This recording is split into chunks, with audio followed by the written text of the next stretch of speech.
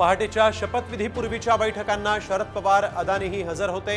पवारांनी नंतर निर्णय बदलल्यानं सर्व दोष माझ्यावर आला। पहाटेच्या शपथविधीवर अजित पवारांचा मोठा गौप्यस्फोट।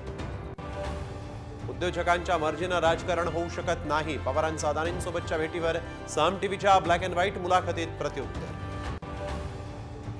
फुटून गेलेल्या मंत्र्यांच्या विरोधात शरद पवार आक्रमक। वळसे पाटलांच्या आंबेगावातल्या सभेमध्ये पवारांचा गद्दारांना पाडण्याचा नारा। पालघरमध्ये मुख्यमंत्री शिंदेंच्या बॅगची तपासणी। माझ्या बॅगेत युरिन पॉट नाही तर फक्त कपडे।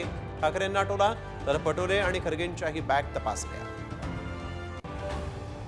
निवडणुका संपण्याची वाट पाहतीये, त्यानंतर देवेंद्र फडणवीसांवर केस करणार। सिंचन घोटाळ्याच्या फाईलवरून थेट इशारा, तर सुप्रिया सुळेंना प्रशासनातलं कळत नाही फडणवीसांचं।